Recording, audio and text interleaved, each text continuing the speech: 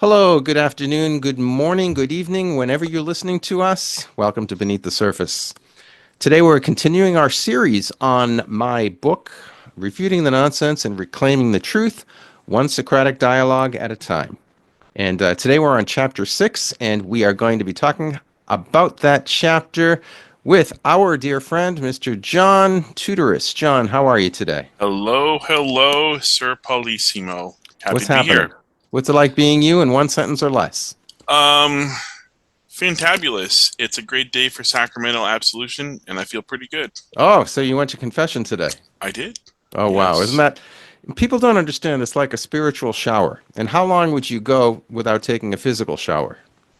Well, in this case, no, I'm just kidding. 3 weeks between. In all honesty, when it Hmm. comes to doing a show like this, I've actually found confession helps prepare me better intellectually too. Yes. There's a It psychological weight cleans that's away the lifted. cobwebs, doesn't it, a little bit? It certainly Yeah. does. All Yeah. right. Fantastic. John, in case you're interested, John Tudoris has a master's in theology and a master's in philosophy, and um, and he's been a regular on Beneath the Surface for many years. So let's dive right into chapter 6, John. Refuting the Nonsense. Chapter 6 is about culture and society. And there are several dialogues in this chapter that are conducted between two persons. Did any of them strike you at all? They did. They did. And for those who are watching, if you saw the one that we did prior, which was chapter three, on that one, there's something good and meaty in each of them. Yeah. And what I did on that one is I extrapolated a very nice good quote that in the as a nod to the great Thomas Aquinas, where kind of sums up a lot of something really meaty about that topic, and then that provides a good jumping off point to really kind Okay. of So hit the meat of that. go for it. Yeah, so the first one is, and so there's four dialogues in this chapter. The first one is why transsex but not transrace? Good question. Yes, indeed. Good Yes, question. There's been an indeed. explosion of this ideology of transgenderism or transsexualism.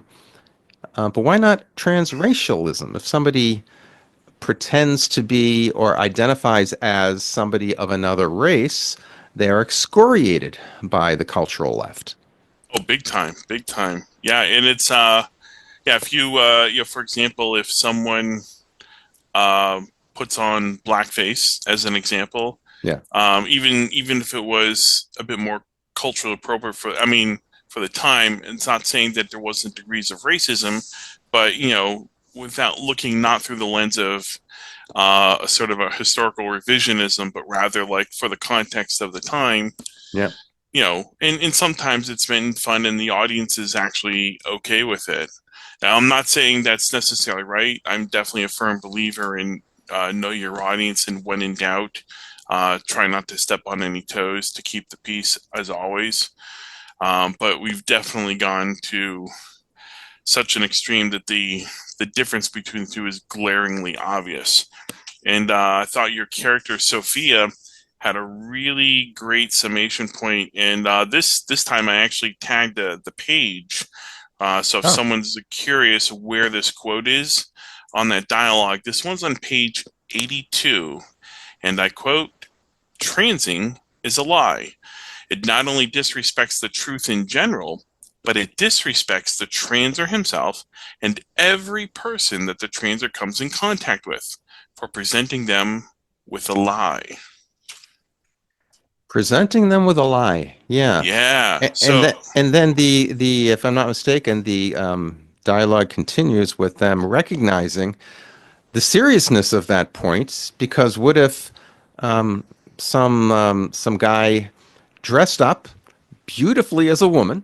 I mean, most guys can't do that, but the one in 100 that dresses up and actually looks like a woman goes to a bar, starts talking, starts flirting with another guy, but the guy, of course, thinks it's an attractive woman.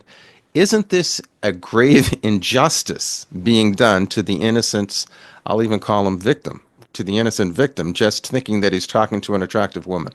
Absolutely. Yeah. And there was one case where I actually heard of someone getting married in the Catholic Church to what they thought was a woman who actually ended up being a man. For real? For That actually real. happened? It actually happened. Apparently, so for those who don't know, in the Catholic Church, it's at least in the West, it's pretty common to go through marriage prep, Yeah. where you meet with a priest and or whoever they appoint. So perhaps maybe that kind of screening process, if you will, was um, lax, which does happen from time to time. Okay. Uh, but now also for your marriage to be valid, you need proper matter. So in this case, you need a real man and And a a real real woman. woman.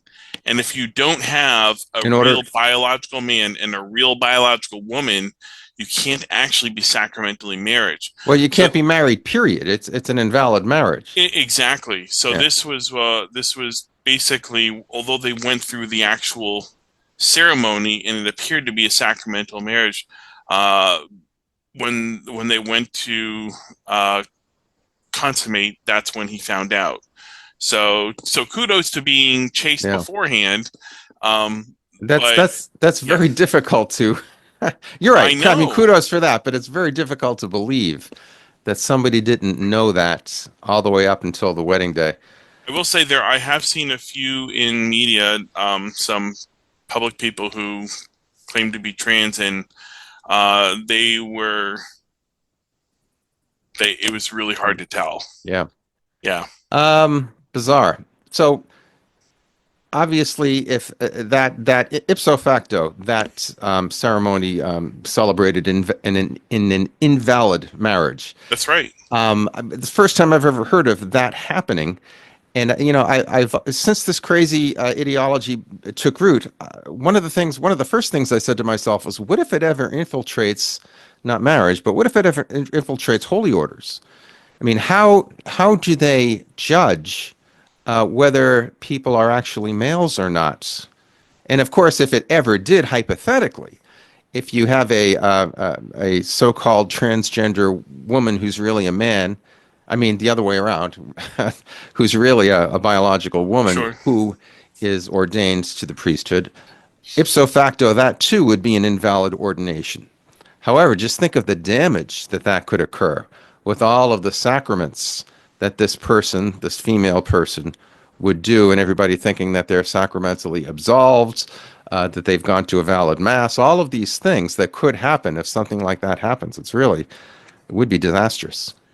Thankfully, I think most people's radars are up enough. It's kind of like when you go to the movies enough. I know you're not a big movie buff, but think of like a TV show. If you watch enough TV, you after a while you can tell when the special effects are good or bad, Yep. but you can still always pretty well tell that they're special effects. And similar with the real world, when you hang around enough real men and enough real women, when someone pretends to be one versus the other, there's almost something intuitive in you that says Oh, there's no something is question. off. No question. But I'm just saying that if this occurred, which you said, and with marriage, who knows? It might occur one day with one person who is ordained a priest, but of course is not validly ordained. Yeah, I mean That's the easiest way to check, quite frankly, is and it might sound crude, a physical. yeah, an actual physical. And I Maybe believe they'll. I believe as part and parcel of the process, you do actually have to get a physical, if only just to make sure that you're in good health. To be to go into the seminary. Oh yeah, absolutely. Okay, okay, that's a good thing. Well, think about it from a practical standpoint. If I got a bad ticker, or Hmm. if I'm a raging diabetic and I've got and I got pancreatic cancer, last thing they want to do is spend 30, Right, 40 grand a year to put me through the seminary when right. I might kick the bucket in 2 seconds. Anything else about that first dialogue? Basically, between two people who are saying, one is saying, I'm going to be somebody of a different race today because I identify as that race, and the other one saying that is extremely insulting to people of that ethnicity and race. And of course, Sophia then comes back and says, "Well, why is this so insulting if transgenderism isn't insulting?" And just look at how the caricatures Yeah. of drag shows and all of those types of things are towards women, and that's not insulting. Oh, that's hugely insulting. In fact, the for things like drag queen story hour for children, when it gets to the point of absurdity like that, even people who might go along, get along, I've seen enough people of that ilk who are like, all right, this is a bridge too far. Yeah, I don't want my kids exposed to that. And of course, the why behind the lie is also the big point. And the character of Sophia was right to call it a lie because it is. yeah, There's so many people who know it, they know the truth, and they state otherwise. So what is yeah, that? That's a lie. yeah. An essential misrepresentation of yourself is basically a public lie. Absolutely. And Right. I mean the why behind it, at least one of the big whys is it's a political machination. Yeah, Political machination because there's a larger end in which they want to utilize that faction for. and that's another whole show in itself Yes, and as then to what some. that end is. Yeah. Yeah. Anything else on that one, or you want to go to another dialogue? Yeah, let's hit the next one. All right. All right, so the next one is so the first one was, of course, transaction transformation. This one is pendulum swing from feminized man to macho man. Yeah. What did you think of that? I thought you did a great job, particularly with the character of Sophia, in relating it to the Trinitarian love of God, because Mm, it's hard to say what's right unless you have a measuring rod, like a yeah. goal and what it's meant for.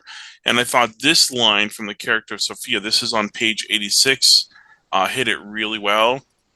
God made us to image him, not only as individuals with intellect and will, but also as families expressing Trinitarian love. This means exclusive monogamy for both sexes. So it's not even just saying, yeah, it's just men. It's saying, actually, no, it's for both. Yeah, and that's one of the big things that Jesus came to change from the old covenant. It used to be said, "You shall, put away your wife if you shall divorce by putting away your wife." But I say to you, anybody who divorces his wife and marries another commits adultery, etc. So Jesus comes and just obliterates the entire double standard thing when it comes to male and female relations. Yeah, and he does so by relating it to the beginning. If you're not Yes. sure, it's like if someone's looking at a tree and all they're looking at is the leaves and the tiny little twigs and branches, and it's that one tree is part of a forest of so many others. How do they know what the tree is unless they really trace it to the taproot? You got to Right. go all the way down to the Exactly. trunk and the branches, and that's really what Jesus does. He's like, "Look, let's cut to the chase. What was it in the Yes. beginning?" Right. Before sin distorted it. Yeah. Exactly. And to your point on that, that's what he said about, and Moses only relented on that. He allowed divorce because of the hardness of their hearts. Right. Exactly. Um, so in this dialogue that we're talking about here in chapter 6 of refuting the nonsense and reclaiming the truth, um, it's basically the point is that there has been a backlash against radical feminism and the feminized man that has been so pushed on our society by the social engineers of the elite left through the media and elsewhere for a good half a century. So there has been, I've noticed this, that a sort of a backlash against that from 20 and 30 somethings, particularly men. Well, women too. Women want, masculine men. But I've seen men talk about it. But unfortunately, it seems like what was mentioned in the dialogue that whenever we react to something, in our post-lapsarian state, in other words, in our fallen nature, we tend to go overboard, throwing away the baby with the bathwater. So a lot of these young guys are going to the other extreme.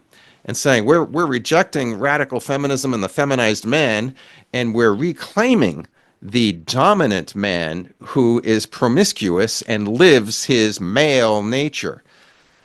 Well, that's the other extreme. As I mentioned in the book, that's the pre-Christian extreme, reacting against the post-Christian extreme of the feminized man. Yeah. You don't want feminized man, you don't want macho man, you want real man. And Jesus Christ happened to model that perfectly. 100%. And one reason why I like this quote here, Sophie, is because that I read off is Yeah. because they're um, in some ways it's a little bit like an equation and it's hitting key elements. Um, and it's not really wasted words at all in this when you sum up in such a good way. For example, intellect. Why does what talks about an individual of intellect and will, which are the two great powers of the soul? One of the reasons why we go too far one way versus the other is because we don't, in the royal sense, we don't have uh, we don't have our intellect trained to the point of understanding distinctions where they need to be made on a universal level. A lot of people actually do it intuitively. For Mm, example, you right. go shopping in the supermarket, I make choices, I'm buying this based off of these following reasons, or even in regular conversations with people about other stuff. You have a friend, you may not agree with them everything, but you make certain distinctions in your mind. You say, well, I still like this person, even though I don't always agree with them. I'm not throwing the baby out with the bathwater with my friend, but you don't carry that over in a universal way. And one reason why is because we, in the royal we sense, have a hard time getting from the practical that we all intuitively know to one degree or another and navigate on a day-to-day basis to the universal, which is those things apply across the board. So if we're going to apply that same kind of logic and reasoning, then Mm, absolutely, yeah, we should not be the so-called macho man or or the feminized man. We should absolutely aim for the true model of man and masculinity. yeah, yeah. And another point relating to that in the dialogue was that what was his name in this dialogue? Was it Richie? Okay. He was Yeah. saying that if we're going to be really a real man, we need to be not only dominant but promiscuous, because that's what our lower nature basically is saying. He's not using these words, but he's saying that's what our lower nature demands: a variety of women on a continuous basis.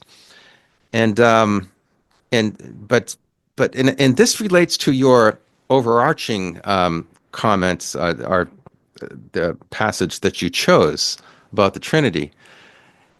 Sophie stops him right there and says, "You are being led by your lower nature." Mm, Which does have in common with other primates, with other animals. You, as a male animal, you are programmed to procreate. And so you have these inner feelings that when you see attractive women, that's what happens. But on the personal level, on the higher level of your human nature, you are actually designed by God, like Him, to have exclusive monogamy in a love relationship that demands total fidelity, permanence, and exclusivity. As the persons of the Trinity have eternally with each other, we as persons, as images of God, not only animals, but actually images of God, we have that too. Um, and that's why we want, deep inside in the recesses of our hearts, both males and females are looking for love that is permanent, that is real, that is pure, and that is not prone to use each other. And so that monogamy that had that Trinitarian aspect of marriage and of love, where you have lover, beloved, and the love between them, lover, beloved, and love, that triadic Trinitarian look that is the very nature of love, which is the very nature of God, who is Father, Son, and Holy Spirit, divine and eternal lover, beloved, and love. This is what we are made to image, as the family is an image of God in that respect. Yeah, 100%. What's really good about that dialogue is although it's the main topic that they're getting at is, the two sort of caricature views of what a man is in the contemporary Yeah, society. two But extremes. ultimately, to get to the answer, you really get at what is the nature of a human person in general. And Yeah, so when you take in conjunction with that, because so none of important. us are made as just solitary individuals, as you're noting in the dialogue, there's a communal aspect to our nature. And so for the women who are reading this, they're like, oh, wait a second, if that's true for the man, then that means also that me as an individual woman who's created in the image and likeness of God, has intellect and will, is not only made as an individual, but also for me, I need to enter into that Trinitarian love of God in that marriage as well too. So although Yeah. the primary focus of that dialogue is the man, if a woman's reading that and she's reading it in the right way, she'll be like, that totally applies to me too. Oh, totally. Totally. And persons, by their very nature, persons relate. And Yeah. relationships are seek union and creativity. That's why the unitive and the procreative are so important that they're never separated or ruptured. Because if they are, it's not love. The Father, the Son, and the Holy Spirit were never meant to be individuals. As persons, they are meant to be a triadic communion or community of persons. Mm, deep thoughts for another show. What else you got? All right. The next dialogue titled The Underpopulation Crisis. So, of course, right now, it's not uncommon, even to this day, for many people, both publicly and just in day to day life, consent to the idea that the world has too many people. And I really like this line from Sophia. This is on page 87, Page and it's 87. a whole paragraph. So I broke out the two meaty sentence parts that I think sum it up.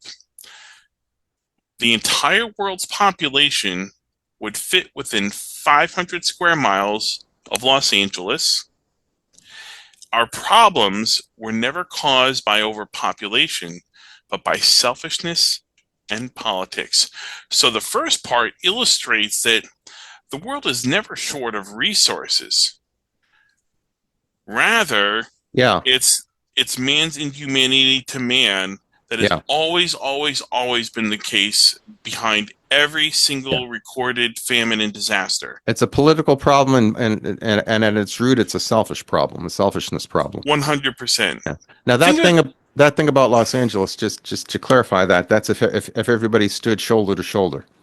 oh, right. Yeah. And if everybody in the world, every family in the world was given a half acre, I think it was, or a quarter acre of land, I'd have to read it again. Um, all of the families in the world would cover around the area of the state of Texas. So we have a big world that we do not have an overpopulation crisis. In fact, as the dialogue lets us know, we in much of the world, including the Western world, there's an underpopulation crisis. Yes, for at least three generations worth. Pretty much since, and correct me if you've heard differently, but pretty much since the pill became popularized. That changed the world. It really did. That was the new fruit of the tree of the knowledge of good and evil. That if you eat it, if you consume it, you will die, and that's what we did in the 1960s. Yeah.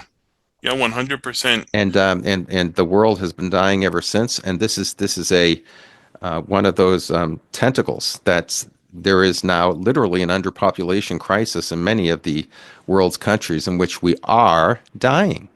Yeah. And one of the points you brought out in the dialogue too, which I thought was important too, is that it also it's not just what's so important. Why do we need so many people? Well, if you don't have enough people, you end up having no one to care for the elderly. Yeah.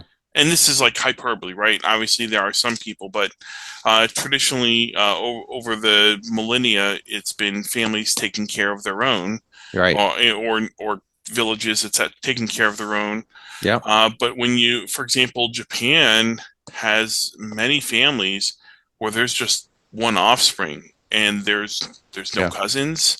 And then if you die, and then so if your lived experience growing up is not a fruitful family where you have siblings and what have you, and then you become an adult, what encouragement is there to actually get married?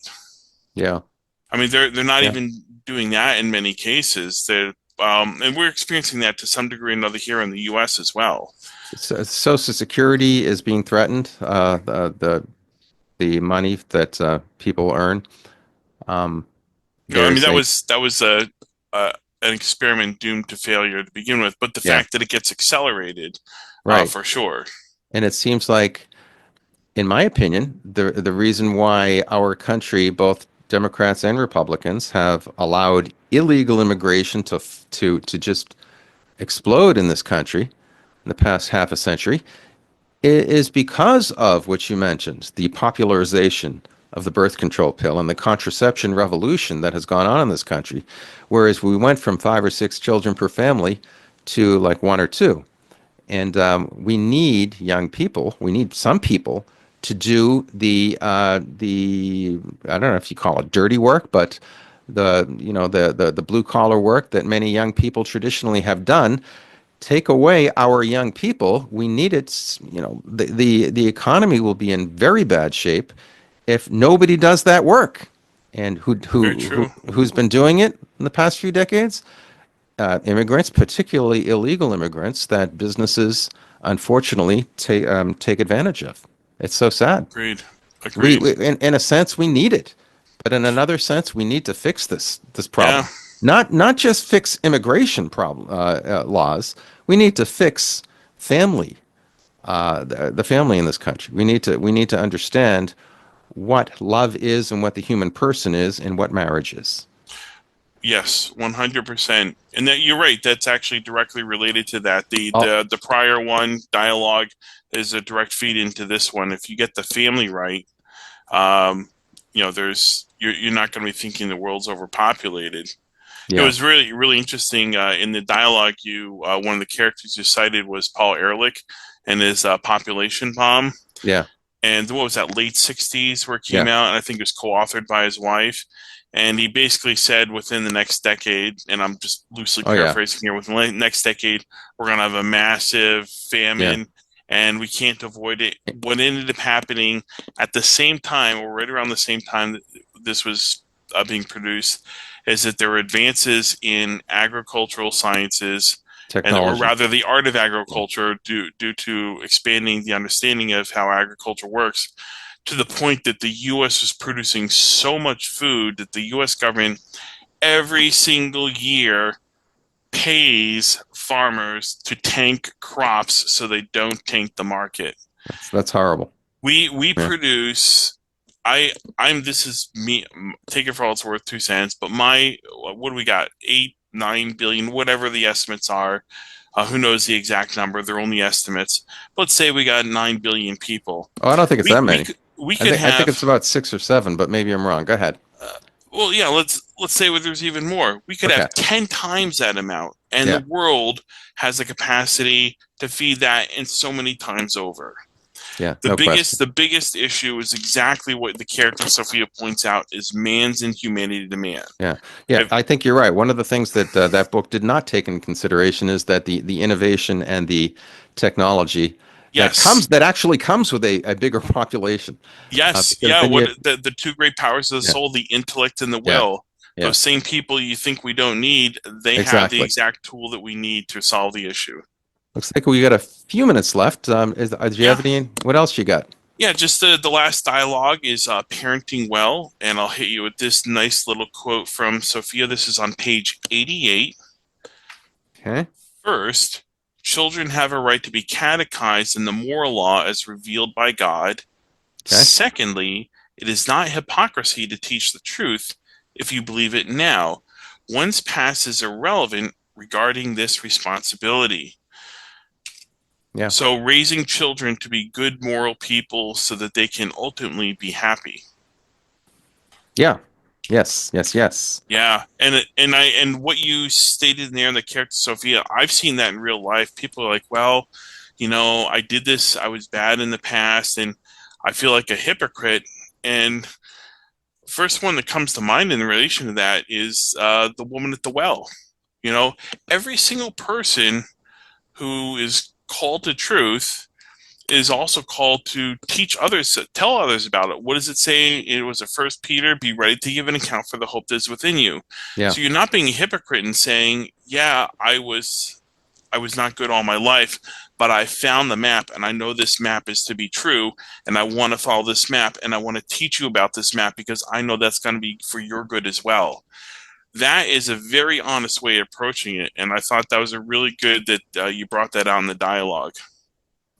Yeah, it's you're right. It's a common phenomenon that particularly in the parent-child relationship that so many parents don't go into morality on any specifics because, like you said, they're afraid that they might be asked questions about what they did in the past. And by the way, that's nobody else's business. Yeah, It's your business, God's business, and your confessor's business. But it's not necessarily your child's business. So what your role as a parent is to teach the truth. To teach the truth as you know it and understand it. And as a faithful Catholic, of course, that means Catholic doctrine. Little technical difficulty. Looks like we're back. So, John, as I was saying, the parents, this seems to be a tool of the devil. That and it's usually guilt that is not resolved, unresolved guilt that parents hold within them, and then they feel impotent to teach true Catholic doctrine as they believe and as they are living now to their children. And this is very bad. It perpetuates the ignorance, as we see. You see that as well as I do. With every generation now, the ignorance is perpetuated. yeah, very much so. And it's a crippling ignorance too. This reminds me of I remember when the whole performance enhancing drugs thing came out in baseball, which was kind of a whole messy ordeal. But the practical example that came to mind was this one father. He's like, I don't know what to tell my kids about these baseball players. And the first thing that came to mind was, we'll just tell them the truth that they're Why is it human because he is beings. it because he used steroids, the father? No, not because he did, but in so much as they're so much used to putting sports heroes up on the pedestal, as if Okay. somehow their aptitude in playing a sport well meant that they were models of human behavior in other areas. And Yeah. and rather than saying, look, they're human beings. And it's actually a great opportunity to talk about our fallen human nature and their need for repentance and how you can actually, in some ways, appreciate the good that someone does, even if other aspects of their life aren't that great. I mean, some of the greatest artwork, for example, that we've had produced was by very fallible characters. Caravaggio comes to mind. Even Michelangelo You know, was there's not so known many to be a examples. saint. Yeah, A lot of people are saying that about our current president, yeah, that he may not have the greatest, a history of having the greatest character. You might not like his personality, his tweets, what have you, but God is using him in a lot of ways as president of the United States. And that's a yeah. good thing. I mean, not that any of these people, including Trump, should be compared to the devil, of course, but Right. God used the devil in the book of Job in his permitting him to do things to Job that were very good for Job and for the community. Right. Well, that goes to the bigger question of evil. Why does God allow evil? And Yeah, a lot of it is a mystery. We don't know the full reasons.